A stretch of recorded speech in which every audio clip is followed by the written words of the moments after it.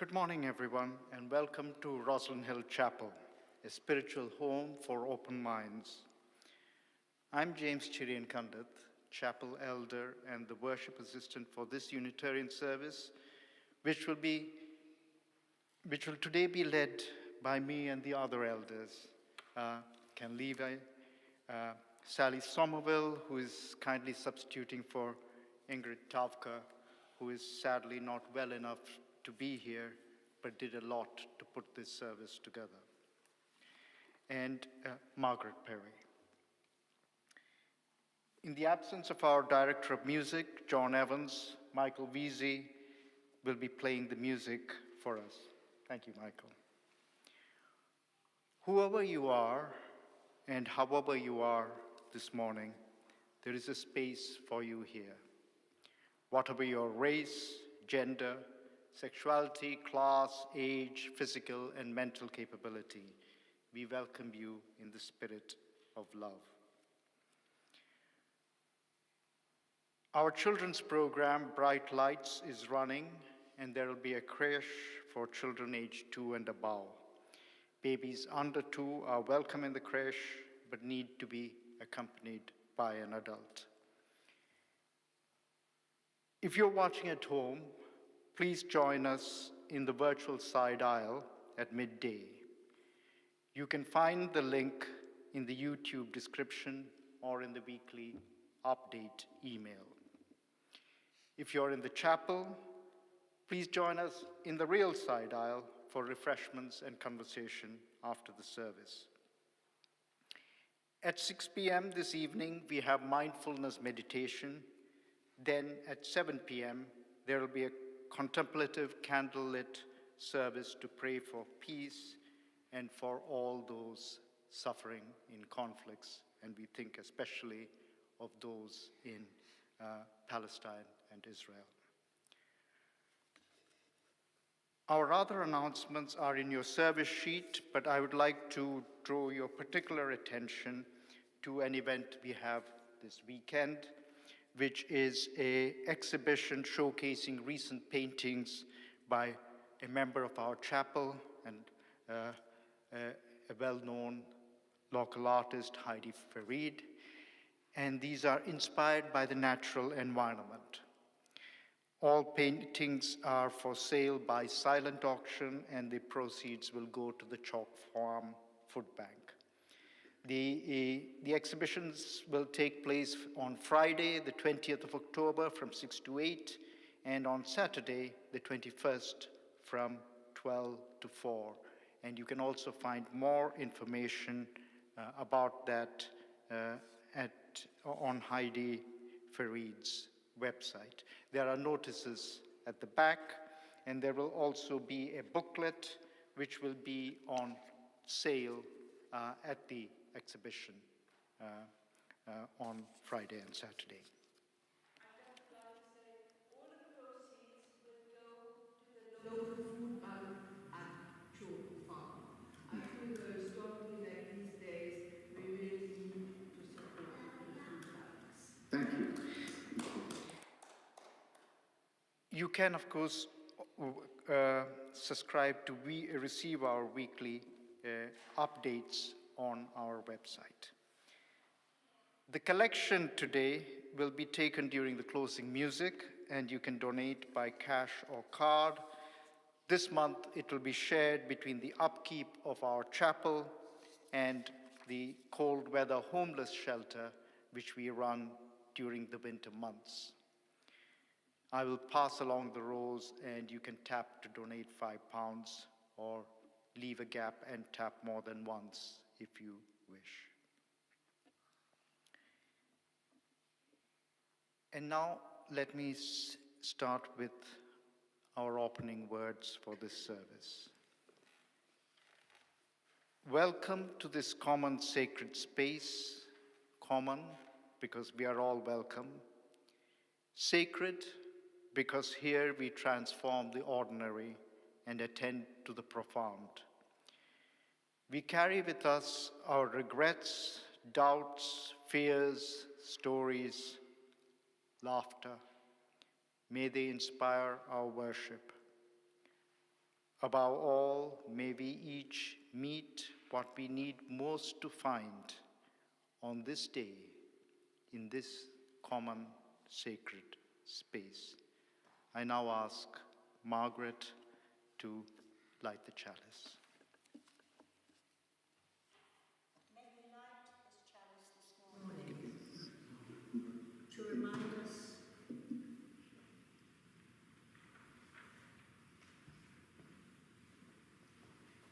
May we light this chalice this morning to remind us of the power and beauty of balance and contrast.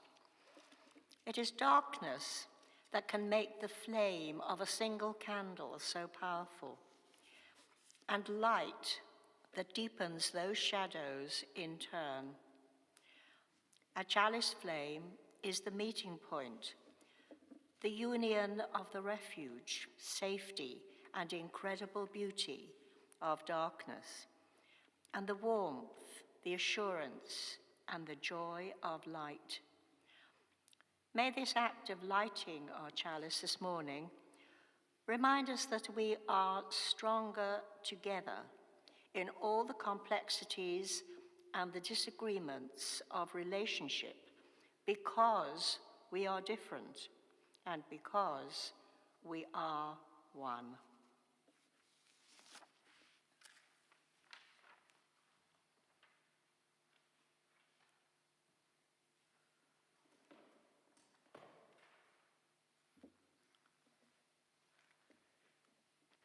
And as is our normal practice in the mornings, please turn to someone near you.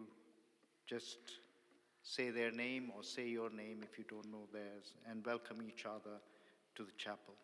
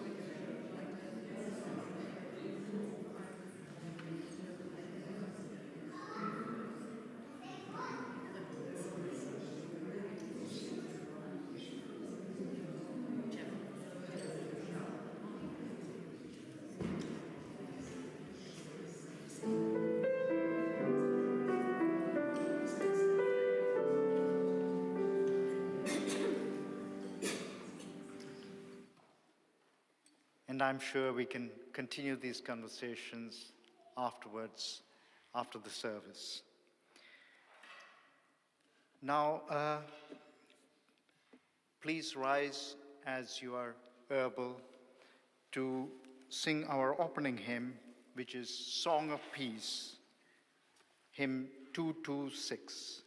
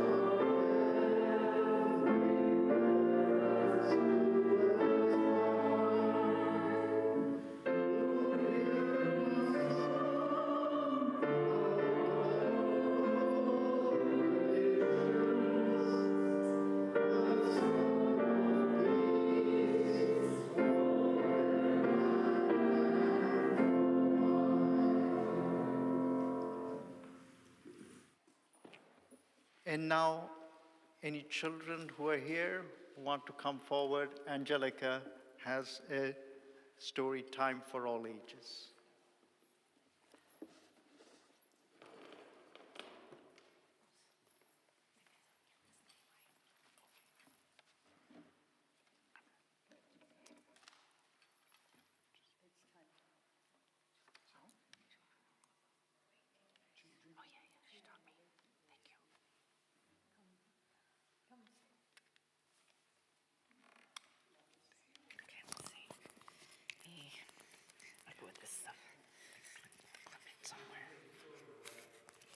Sorry.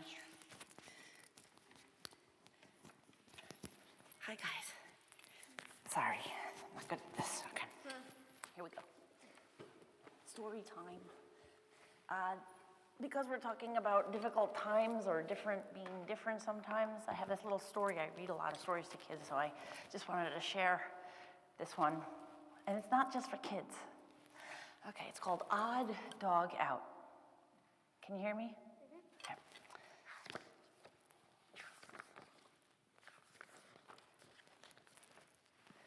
For busy dogs, a busy day of busy work and busy play. Swimmer, sailor, soldier, scout. But wait, look closer. Can you see one dog behaving differently? Someone on this busy street is dancing to a different beat. When they fly high, this dog flies low. When they say kick, this dog says throw. It's very sad, violin. But this small dog does not fit in. It's true, she sniffs. I've tried my best, but I'm not made like all the rest. And that's why I've made up my mind to leave this town, my home, behind. On her own and out of place, she sighs a sigh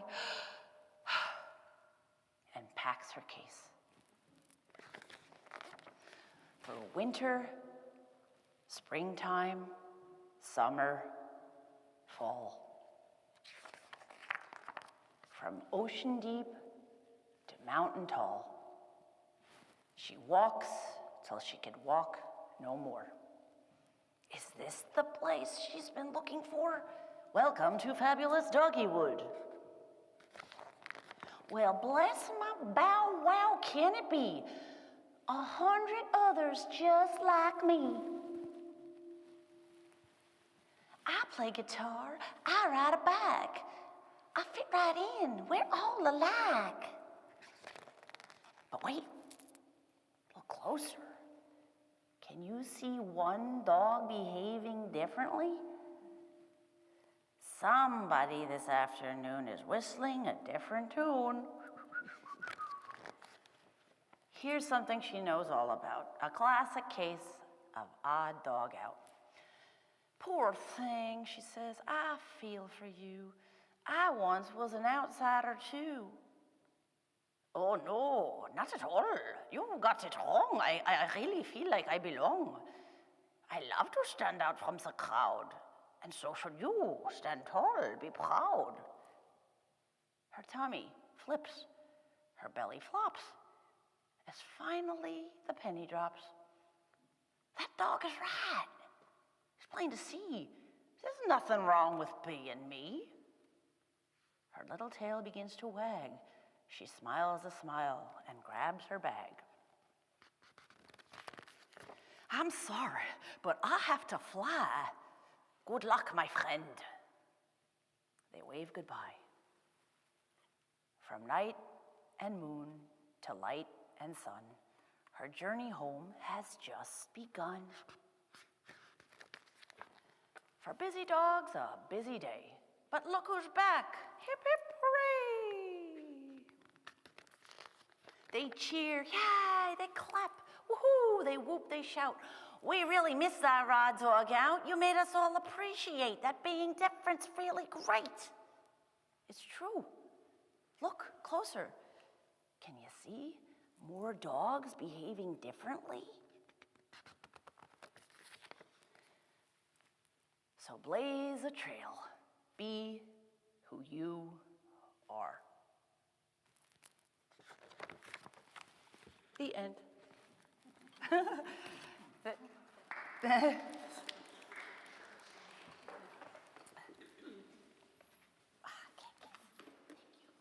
Thank you, Angelica. And we shall now sing the children out.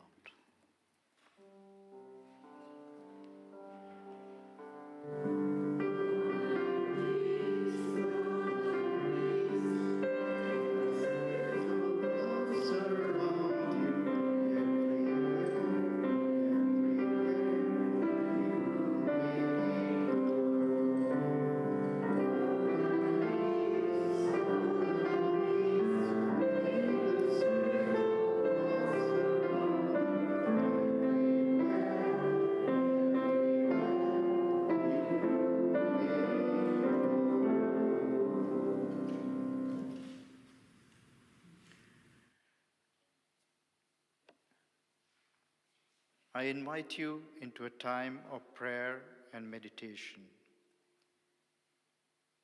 We come together each Sunday with hearts full of sorrow and of joy. We hold in our hearts this morning the suffering of Palestinians and Israelis in conflict, recalling the words of Pope Francis. Terrorism and war do not bring any solution, but only death and suffering for many innocent people. War is a failure. Every war is a failure. If you're holding someone in your heart this morning, I invite you to say their name aloud in the coming moments of stillness, so that we may also hold them in our prayers.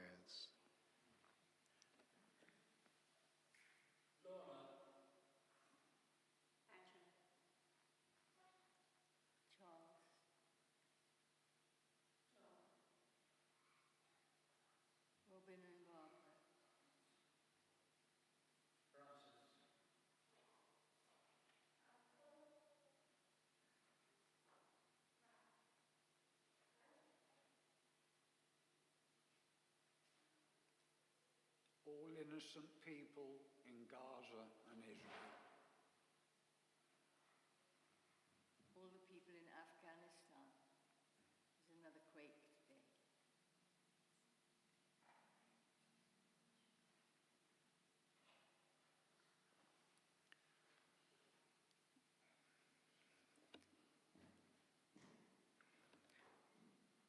Spirit of life and love, God of our hearts, we give thanks for those who bring us joy and pray for the safekeeping of those whom we hold in concern. For all those names, spoken and unspoken, may they be surrounded by the loving kindness we offer them today. Blessed be. Amen. If you'd like to light a candle for joys and concerns during the music for reflection that Michael shall now play, do come forward.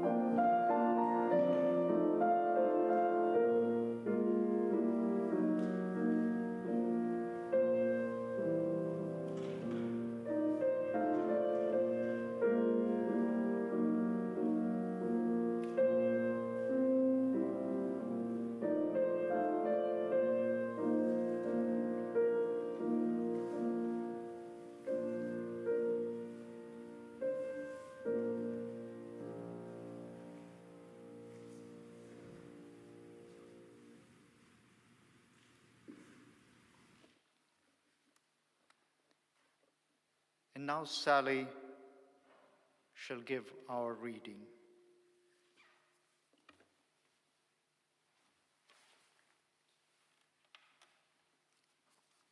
This profound poem was chosen by Ingrid. It's called Cherish Your Doubts, and it's from something bigger, I suspect, that Robert T. Weston wrote. It's called Cherish Your Doubts. Cherish your doubts, for doubt is the attendant of truth. Doubt is the key to the door of knowledge. It is the servant of discovery. A belief which may not be questioned binds us to error, for there is incompleteness and imperfection in every belief. Doubt is the touchstone of truth. It is an acid which eats away the false. Let no one fear truth, that doubt may consume it, for doubt is a testing of belief. The truth stands boldly and unafraid.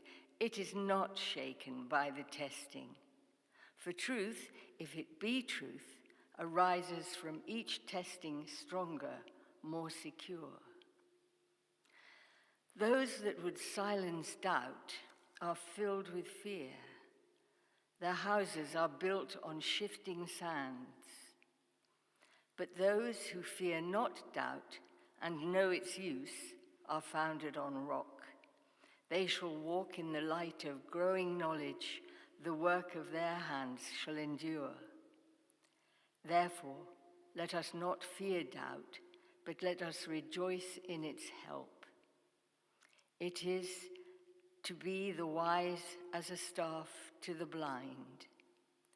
Doubt is the attendant of truth.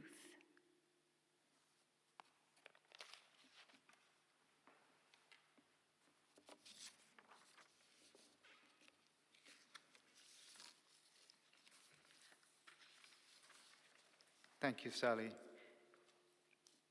And today we have a shared homily, shared between the four of us elders, and with Sally will be sharing Ingrid's contribution.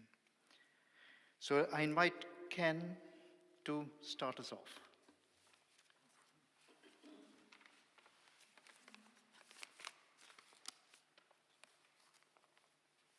I triggered this service, yeah.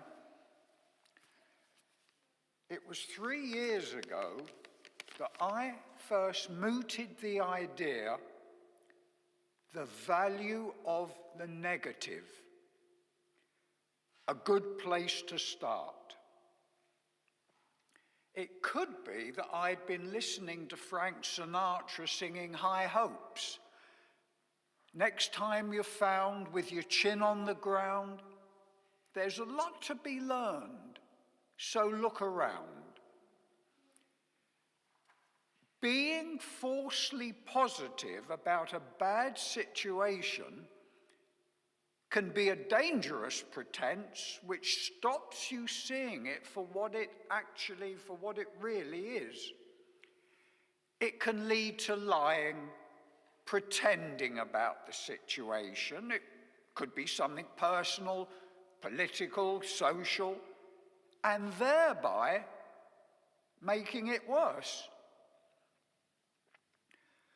Also, the negative as your departure point will often mean you won't find yourself back there because you're viewing the issue comprehensively and honestly. And therefore, you are increasing the probability of a solution, an improvement, a compromise, whatever the best outcome is that could possibly be expected from this particular situation. Negative Neddy here is now going to do what is best expressed as shut up. He's just the guy who pulled the trigger. He has fired bullets, metaphorical bullets, above the heads of his fellow elders, deliberately above their heads. He doesn't want to stop the content of those heads and hearts from being heard. That would be valueless negativity. I use the words of Frankie Boy to start, and I'll use the words of Frankie Boy, Frank Sinatra, to end. My friends, I've said it clear, and I stated my case, of which I'm certain.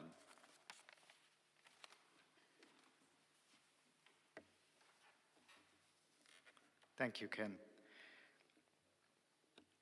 I'll speak next briefly about the value of skepticism. Years ago, when I was a member of the Christian Union at university and interested in finding out more about the Bible, how the Bible had come into being and Christianity had evolved, I was cautioned by a friend in the CU against cynicism.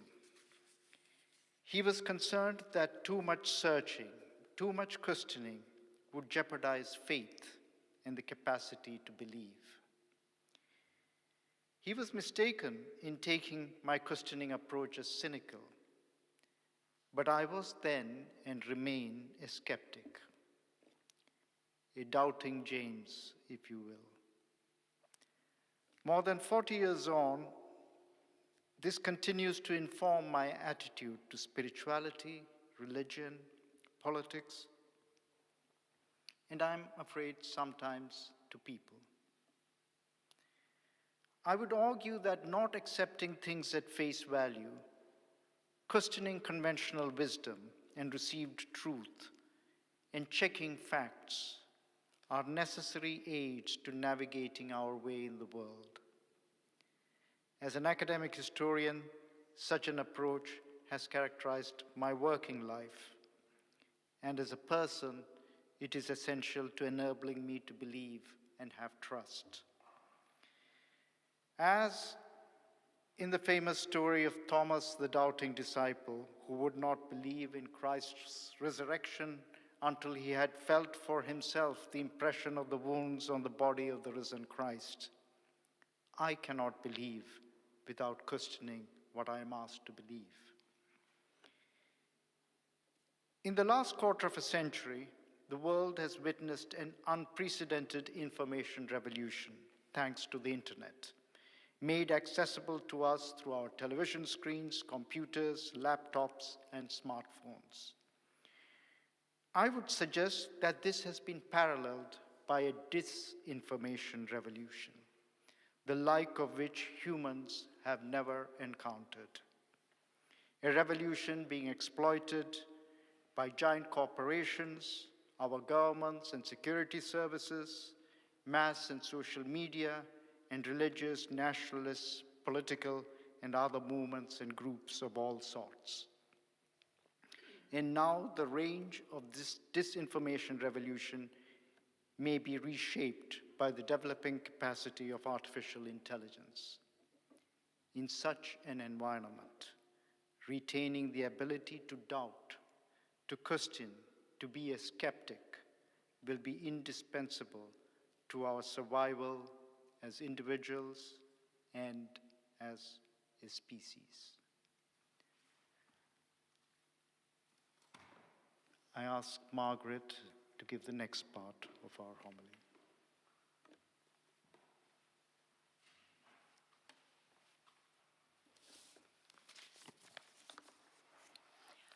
I'm interested in the history of this chapel.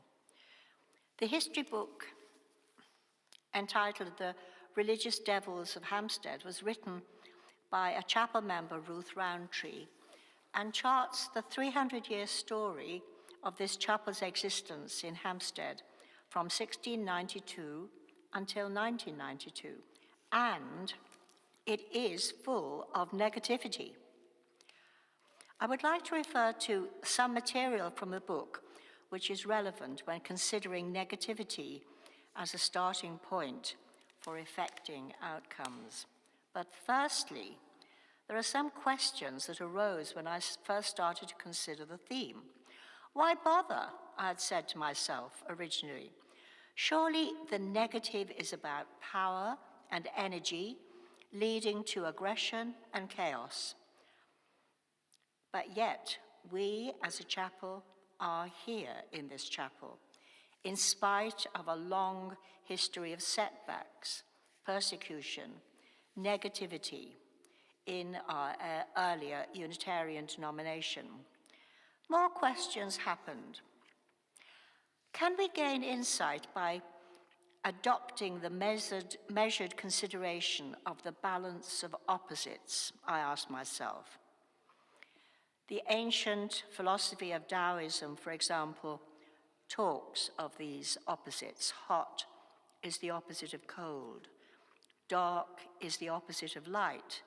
High is the opposite of low, and more.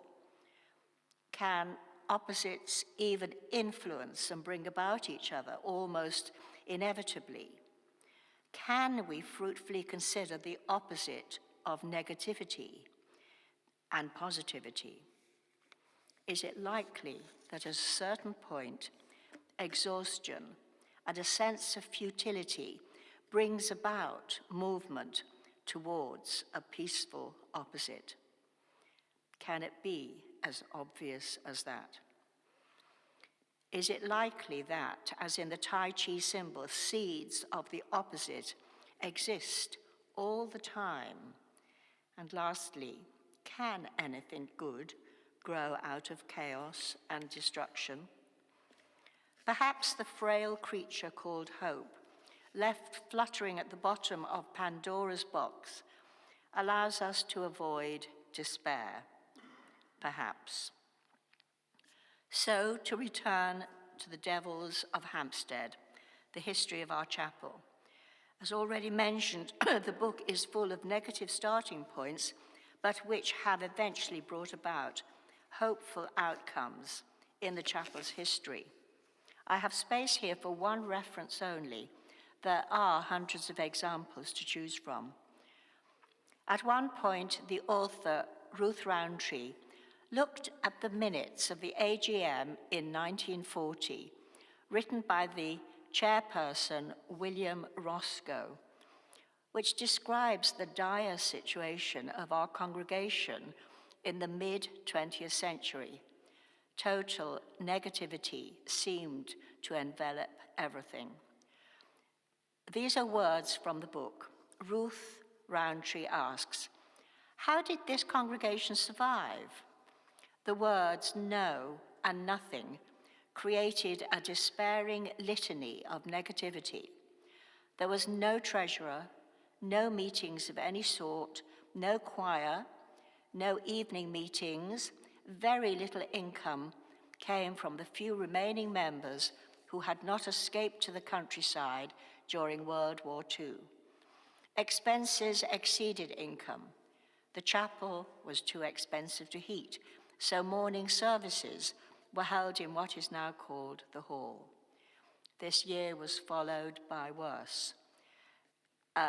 There was bomb damage to the roof in 1941, and 1944 was a year of nighttime bombing raids. There was no let-up from anxiety.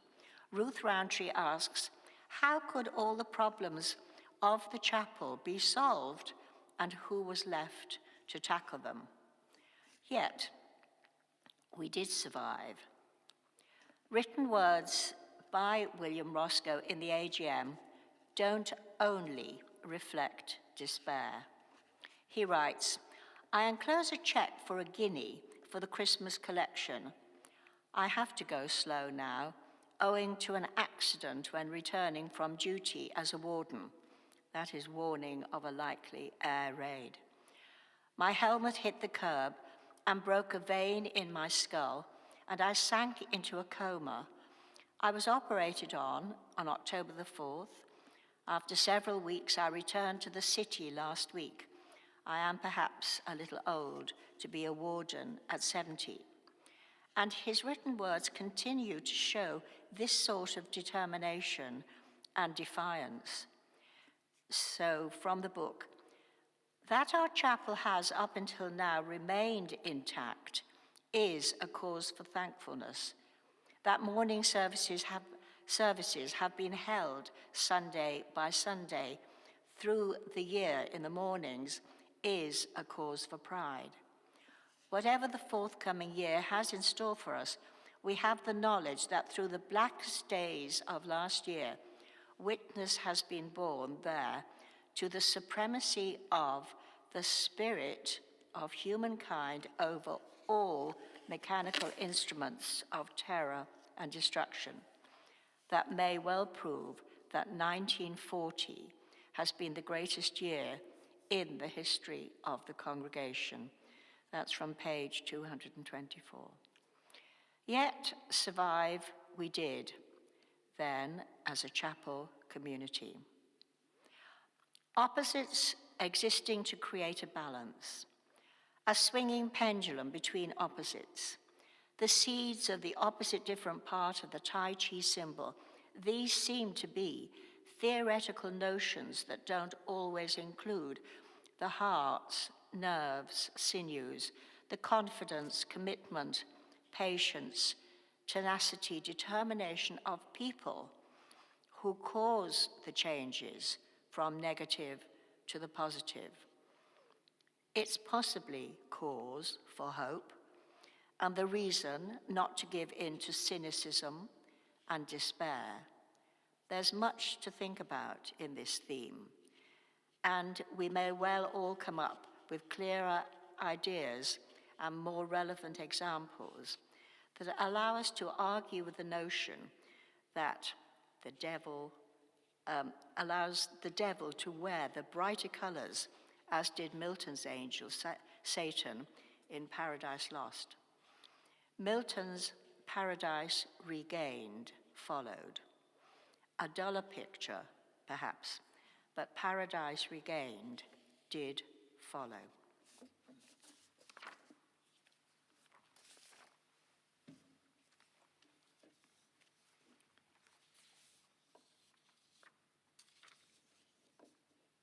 Thank you, Margaret.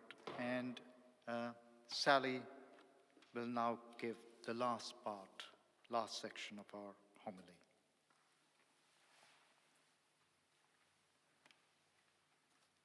Again, it's truly a privilege to read what Ingrid has contributed.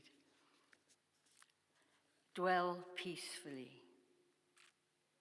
If you are restless, if you're not able to sit peacefully and with stability, it is because you are not established in the now. Restlessness is the disease of our times, and the more we try to fill it with consumption of things, such as food and drink, movies, websites, books, or games, the more the emptiness grows and the more restless we become. We should remind each other that the now is the only thing that is solid and real. The now is a remarkable, fascinating, and beautiful place, the foundation of all time and space. All you need to do is to focus your attention on your in-breath and out-breath, recognize it, and smile to it. Being aware that you are breathing in means you are really there. Your presence is a wonder and a miracle. Breathing like that, you bring your mind back to your body and become truly present in the now. Treasuring that moment, you dwell in peace and freedom. Each breath is a miracle. Each breath has the power to nourish and to heal. Breathing mindfully, dwelling in peace and freedom, you see yourself as the wondrous Dharmakaya, I think that's said. You see yourself as the lover of the cosmos, You see yourself as Mother Earth and Father Sun. That piece, I think, was taken from Inside the Now, Meditations on Time by Thich Nhat Hanh. I now invite you to a time of reflection and meditation. Center yourself, rest in a position to be aware and balanced. Now, concentrate on the breath. Simply watch it come and go, allowing your breathing to become regular and a little deeper without forcing anything. Once the breath is settled, focus your attention on the chest, especially on the heart center, so that the heart becomes open and peaceful. Breathing in, I calm my body. Breathing out, I smile. Dwelling in the present moment, I know it is a wonderful moment. Begin the loving kindness meditation by wishing yourself well. May I be filled with loving kindness. May I be healthy. May I be safe.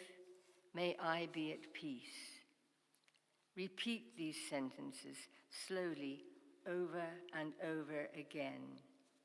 If your mind wanders, simply bring it back to these phrases, and please do join in with me as and when you feel able. May I be filled with loving kindness. May I be healthy. May I be safe. May I be at peace. Next, bring up a person you care about deeply, a family member or a friend. Send loving kindness their way by repeating the phrases. May you be filled with loving kindness. May you be healthy. May you be safe. May you be at peace. Repeat these phrases with full intention. And now, extend loving kindness to everyone, those you know and those you don't know. Send the following words their way. May all be filled with loving kindness. May all be healthy. May all be safe. May all be at peace. As you repeat the phrases over and over, put your heart and mind behind each word. May all be filled with loving kindness. May all be healthy. May all be safe. May all be at peace.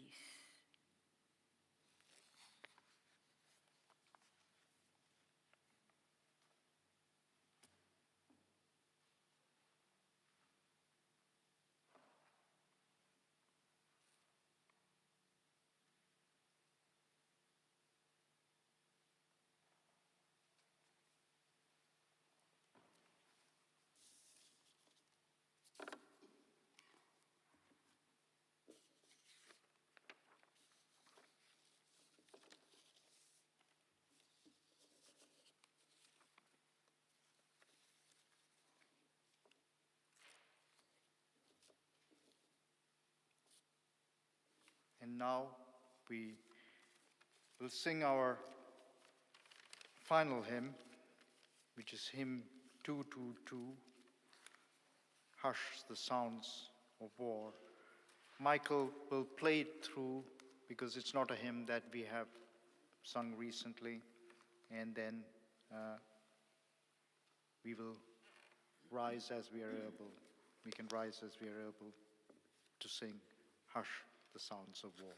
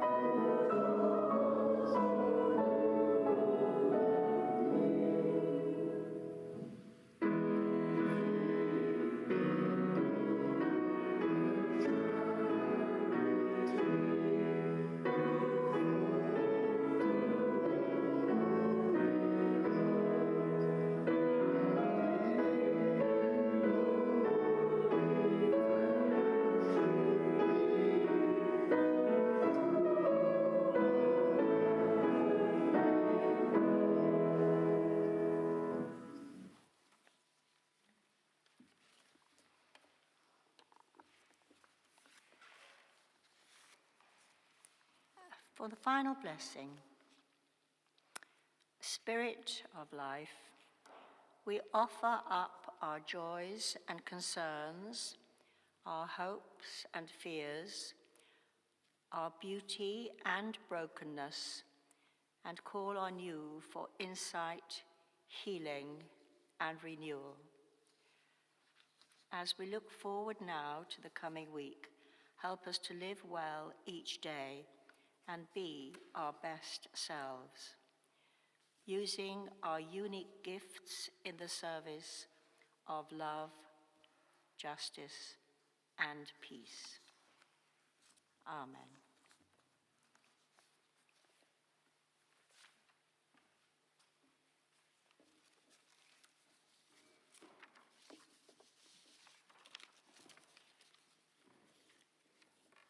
And now, during the closing music, the offertory will be taken. Collection will be divided between the upkeep of the chapel and our cold weather shelter. I shall pass with the card reader for those who wish to pay by card, and there will also be a basket collection for those who prefer to pay in cash.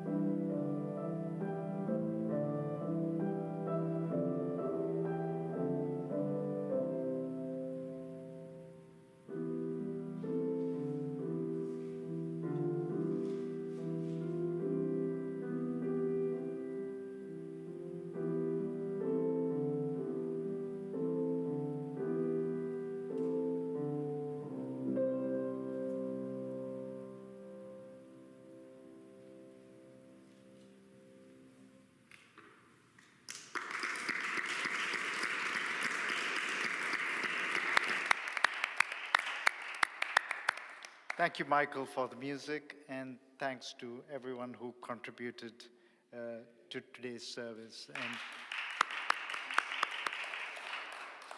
And please join us for tea and refreshments in the side aisle.